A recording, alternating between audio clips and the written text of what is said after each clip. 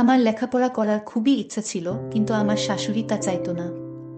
আমি লেখাপড়া করি এটা আমার শাশুড়ি সহ্য করতে পারত না। আর তাই শ্বশুরকে একদিন আমার শাশুড়ি কানে কানে কি যেন বলে। তারপর শ্বশুর আব্বা একদিন আমার সাথে যা করেছিল তা কোনো মেয়ের পক্ষে মেনে নেওয়া সম্ভব না। তাহলে পুরো ঘটনাটি বলি।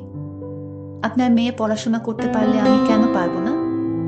নতুন বউয়ের এমন কথা শুনে চমকে যায় শাশুড়ি। তারপর বলে, তুমি এই বাড়ির বউ আর সে এই বাড়ির মেয়ে। তার সাথে নিজের তুলনা করতে গেলে চলবে না বৌমা। আর নতুন বিয়ে হতে না হতেই এমন মুখের উপর কথা বলছো। এখনো দিন বাকি আছে, না জানি তখন কি করবে। ইকরা তখন বলে, যদি পড়াশোনা নাই করতে দিবেন তাহলে বিয়ের আগে কেন বলেছিলেন যে বিয়ের পর মেয়ে পড়াশোনা করতে পারবে? ইকরার শাশুড়ি তখন বলে, এটা তো এমনিতেই মুখের কথা বলেছিলাম। যদি না বলতাম তাহলে কখনো এই বিয়ে করতে না। আর বাড়ির বউদের ঘরে মানায়, কিন্তু বাড়ির বাহিরে মানায় না। ইকরা তখন বলে, মিথ্যা প্রতিশ্রুতি দেওয়া ঠিক না। আপনার মেয়ে যদি এই বাড়িতে থেকে পড়াশোনা করে, তাহলে আমাকেও সুযোগ দিতে হবে। আমি তোমাকে আগেই বলেছি বাড়ির বউদের মেয়েদের সাথে তুলনা করতে নেই। ইকরা তখন মুচকি হেসে বলে, আপনিই না বলেছিলেন আমাকে এই বাড়ির মেয়ের মতো রাখবেন? তাহলে কি সবকিছু মুখের কথা ছিল? ছেলের বউয়ের কথায় বিরক্ত হয়ে চলে যায় ইকরার শাশুড়ি। আর বলে, যা বলার অসীমের সাথে বলবে। আমি আর কিছু বলতে চাই না। রাতে অসীম অফিস থেকে বাসায় ফিরলে, আজ যা যা হয়েছে সব বলে ইকরা। কথা শেষ হলে অসীম বলে, মা যা বলেছেন সব তো ঠিক বলেছে। তুই এই বাড়ির বউ, এখন এসব পড়াশোনার কথা বলা মানায় না তোমাকে। তোমার সংসার সামলাবে, এখন পড়াশোনা করার প্রয়োজন নেই। ইকরা তখন বলে, আমি পড়াশোনা করতে চাই, আর কিছু না। বিয়ের আগে আমি এই শর্ত দিয়েই তারপর তোমাকে বিয়ে করেছি অসীম। অসীম বলে, তুমি পড়াশোনা করে কি করবে? উচ্চশিক্ষিত হবে, আর বেশি হলেও পড়াশোনা শেষ করে তুমি একটা ভালো চাকরি করবে। এর বেশি তো কিছু না। আমি পড়াশোনা করতে চাই। চাকরি করব নাকি করব না এটা পরে দেখব। নাইম বলে, এত কিছু দরকার নেই। আমি তো আছি। এমন তো না যে আমি ভালো কোনো চাকরি করব না। তোমাকে অভাবে রেখেছি। ইকরা তখন চোখের কোণে জল নিয়ে বলে, আমার বড় বোনকেও তার স্বামী একই কথা বলেছিল। আমার বড় বোন আমার থেকেও বেশি মেধাবী ছিল। অভাবের সংসার, বড়লোক পরিবার দেখে এসএসসি পরীক্ষার সময় বিয়ে দিয়েছিল। স্কুলে অনেক সুনাম ছিল, সকল টিচার বলতো হুমায়রা অনেক ভালো ছাত্রী আর মেধাবী ছাত্রী, এই স্কুলে কখনো দেখেনি এমন ছাত্রী। কিন্তু এসএসসি পরীক্ষার সামনে করে বিয়ে হয়ে যায়।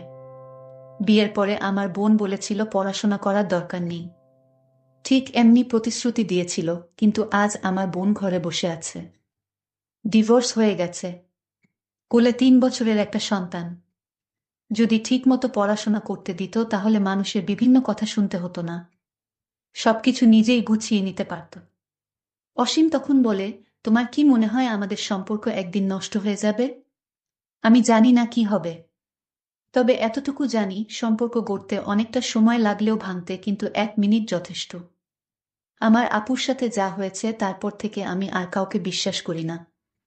অসীম বলল, আচ্ছা ঠিক আছে, আস্তে আস্তে বিশ্বাস হয়ে যাবে। এটা বলে অসীম চলে যেতে চাইল। দরজা থেকে বাহির হওয়ার সময় পিছন থেকে ইকরা বলল, দাঁড়ান। পিছন থেকে ফিরে দাঁড়ায় অসীম। আপনি কিন্তু আমার কথার এখনো জবাব দেন নাই। জবাব না দিয়ে চলে যাচ্ছেন, এটা কিন্তু ঠিক না। অসীম বলল, কিসের জবাব? ইকরা কিছুটা অস্বস্তি নিয়ে বলল, আমি আপনার সাথে আমার পড়ালেখার কথা বলেছিলাম। অসীম বলল, এই বিষয় নিয়ে পরে ভেবে দেখব আমি। মাত্র 1 সপ্তাহ বিয়ে হয়েছে, ধৈর্য ধরো। আর 3 মাস পরে আমার এইচএসসি ফাইনাল পরীক্ষা। আমি আর সময় অপচয় করতে চাই না। আমার ভাই নাইমকে বলে দিয়েছি আমার বইগুলো দিয়ে যেতে। কালকে সকালে নাইম আসবে। এখন আপনাদের থেকে অনুমতি নেওয়ার জন্য আমার দরকার নেই। কারণ আমি বিয়ের আগেই বলেছি ঘর সংসার সামলাপ আর পড়াশোনা করব। অসীম কিছুটা বিরক্ত নিয়ে চলে যায়। এতক্ষণে অসীম বুঝে গিয়েছে ইকরা অনেক জিদ্দি একটা মেয়ে। যা বলছে তাই করবে। পরের দিন সকালে ভাই আসে। আজ শুক্রবার, সবাই বাসায় আছে। নাইম এসে কলিং বেল বাজায়। অসীমের মা এসে দরজা খুলে দেয়। নাইমের হাতে বড় একটা ব্যাগ দেখে বলে, এই ব্যাগের মধ্যে কি আছে? নাইম বলে, আপুর ফাইনাল পরীক্ষা 3 মাস পরে।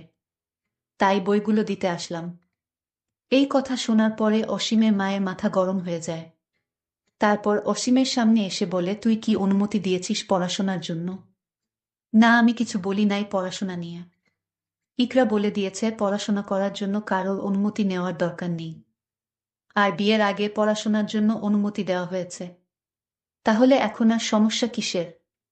সমস্যা আছে, তুই বুঝবি না। বুকে মাথার উপর তুলে রাখা যাবে না। আজ তোর কথা শুনে নাই, কালকেও শুনবে না। এভাবে আস্তে আস্তে তোর কথায় কোনো পাত্তা দিবে না।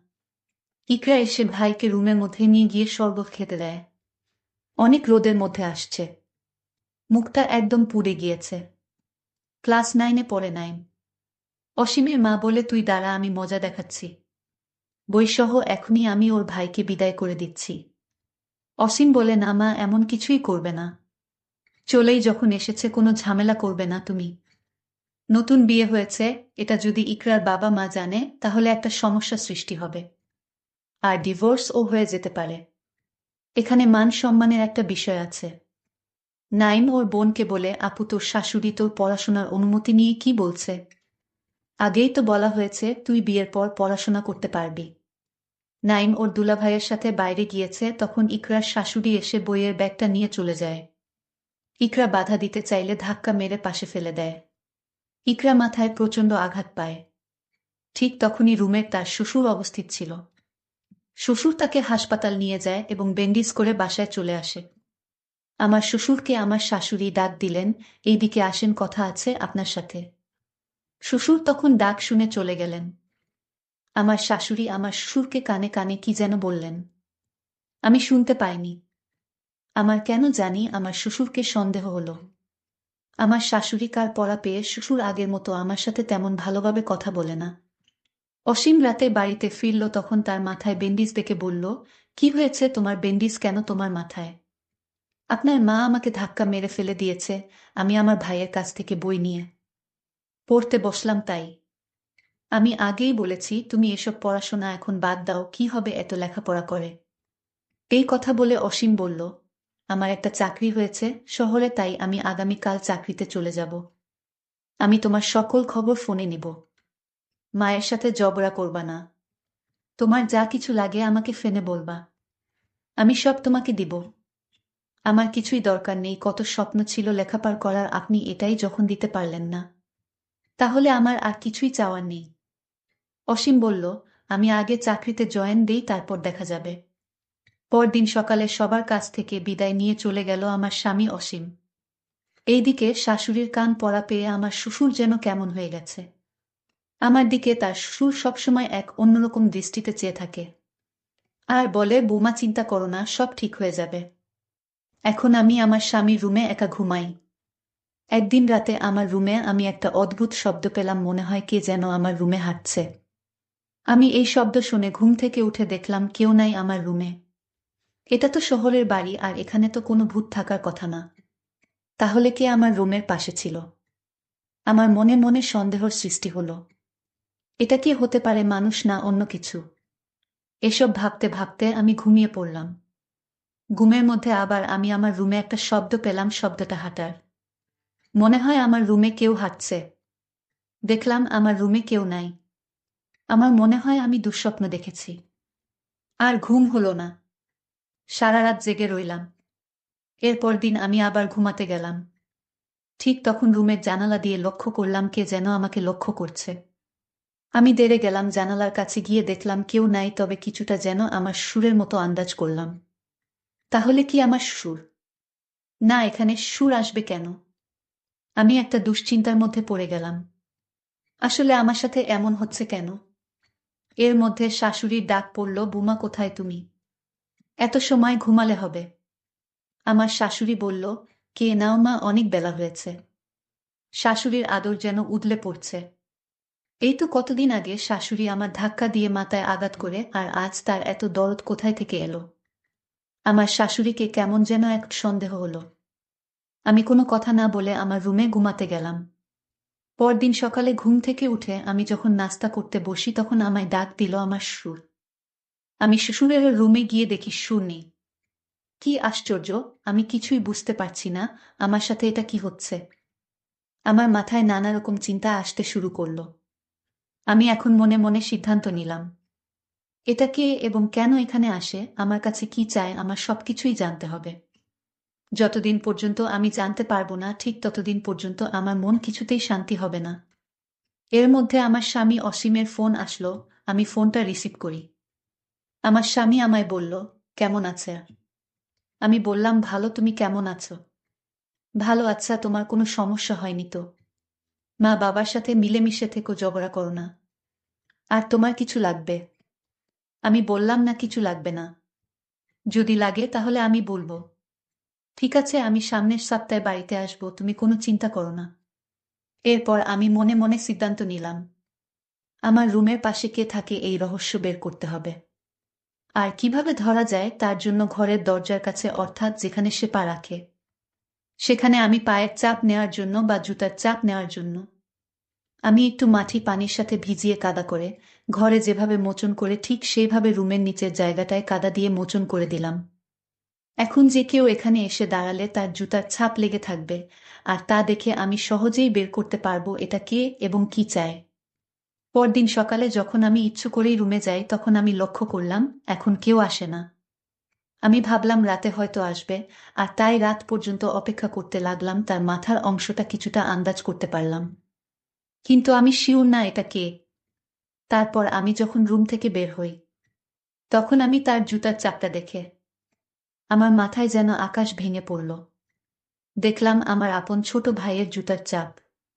তাহলে নাইম এখানে কিভাবে আসবে? আর সে এখানে আসবে কেন? সে তো আমাদের বাড়িতে, এটা তো দেখছি আমার ভাই নাইমের জুতার ছাপ। না, এটা হতে পারে না। আমি ভুল দেখছি না তো? আমি স্বপ্ন দেখছি না তো? আমি আমার প্রত্যেকটা রুমে আমার ভাই নাইমকে দেখলাম এবং তার জুতা খুঁজলাম, কিছুই পেলাম না। আমি এখন কি করব বুঝতেছি না। এই বিষয়টা কি আমার শ্বশুর শাশুড়ির সাথে শেয়ার করা যায়? এক মনে ভাবলাম, না, এখন শেয়ার করব না। তাকে আমার নিজ চোখে দেখতে হবে। আর এটা দেখার জন্য আমি আমার বড় বোনকে বললাম, তুই একদিনের জন্য আমার শ্বশুর বাড়িতে আসবা। আমি একটা মহা দুশ্চিন্তায় পড়ে গেলাম। আমি আপুকে বললাম, তুমি আমার শ্বশুর বাড়িতে আসো, তোমাকে আমার জরুরি দরকার। তুমি কালই আমার স্বামীর বাসায় আসো। বড় আপু বলল, ঠিক আছে, আমি কাল আসছি। পরদিন আপু যখন আসলো, রাতে খাওয়া দাওয়া করে যখন ঘুমাতে গেলাম, তখন সব ঘটনা আমি খুলে বললাম। আপু বলল, নাইম এখানে আসবে কি করে? সে তো আজ 10 দিন ধরে তোর দুলাভাইয়ের বাড়িতে। তোর দুলাভাই ব্যবসার কাজে গেছে, তাই বাড়িতে কেউ নাই, তাই আমি একা একা থাকতে ভয় পাই, আর তাই নাইমকে নিয়ে গেলাম আমার বাসায়। কি বলো আপু, তাহলে নাইমের জুতার ছাপ এখানে কি করে এলো? ঠিক আছে, তুই কোনো চিন্তা করিস না, কাল এর রহস্য আমি খুঁজে বের করব। তারপর আপু আর আমি ঘুমিয়ে গেলাম। সকালে আমার বড় বোন বলল, আমি আগে থেকেই রুমের জানালার পাশের রুমে আমি একটা মোবাইল নিয়ে দাঁড়িয়ে থাকব, আর রাত যখন হবে তখন আমি ওই রুম থেকে দেখব সেটা কে তোর রুমে আসে এবং তোর কাছে কি চায় সব ভিডিও করে ফেলব। তাহলেই সে ধরা পড়বে। আমি বললাম, আপু তোমার মাথায় এত বুদ্ধি আছে। পরদিন রাত হলো, আপু আগে থেকেই রেডি, আর আমি এইদিকে রুমে গিয়ে শুয়ে পড়ার ভান করলাম। তখন রুমের দরজার কাছে একটা লোক আসলো এবং দরজাটা দিয়ে প্রবেশ করলো রুমে। সেটা আপু দেখতে পেল এবং কয়টা ছবি তুলে ফেলল। ছবিতে যে লোকটি ছিল তা দেখে আমি অবাক হয়ে গেলাম। সেটা আর কেউ না, এটা হলো আমার শ্রদ্ধেয় শ্বশুর আব্বা। কিন্তু এটা যদি শ্বশুর আব্বা হবে, তাহলে নাইমের জুতার চাপ এখানে আসলো কি করে? কিন্তু ছবিতে ভালো করে লক্ষ্য করলাম, শ্বশুর আব্বার পায়ে যে জুতা ছিল সে জুতা নাইমের। মানে আমার শ্বশুর আব্বা নাইমের জুতা রুমের দরজার কাছে আসতো। নাইম যেদিন আমার স্বামীর বাড়িতে বই দিতে আসলে, সেদিন নাইমকে শ্বশুর আব্বা নতুন জুতা কিনে দিয়েছিল। আর তার পায়ের জুতাগুলো আমার শ্বশুর অন্যরকম বাহানা দেখিয়ে জুতা রেখে দিল। শ্বশুর কেন আমার ভাই নাইমের জুতা পরল সেটা পরে বলছি। তার আগে বলি, আমি যখন ঘুমের ভান করে শুয়ে রইলাম, তখন শ্বশুর আব্বা আমার রুমে ঢুকল। তারপর আমার স্বর্ণের অলংকারের সাথে একটা তাবিজ বেঁধে দিল, আর আপু জানালা দিয়ে ভিডিও করল। তাবিজটা বেঁধে রুম থেকে বের হয়ে গেল। আমি আমার স্বামীকে ফোন দিলাম, বললাম তাড়াতাড়ি বাড়িতে আসো, জরুরি কথা আছে। আমার স্বামী আমার কথা মতো রওনা দিয়ে দিল। বাড়িতে আসার পর আমার স্বামীকে আমার বড় বোন ভিডিওটা দেখালো। শ্বশুর আব্বাকে আমার স্বামী ডাক দিয়ে বলল, বাবা এসব কি দেখছি? তুমি আমার স্ত্রীর অলংকারের সাথে তাবিজ বাঁধলা কেন? বাবা তখন সব বলে দিল, আমার কোনো দোষ নেই বাবা, সব দোষ তোর মায়ের। তোর মা আমাকে একটা তাবিজ দিয়ে বলল, তুমি বৌমার গলায় তাবিজটা পরিয়ে দিও, তাহলে বৌমা এসব পড়াশোনার কথা ভুলে যাবে। আর এমনও হতে পারে তার স্বামীর প্রতি হিংসা বেড়ে যেতে পারে এবং তাকে ডিভোর্স দিয়ে চলেও যেতে পারে।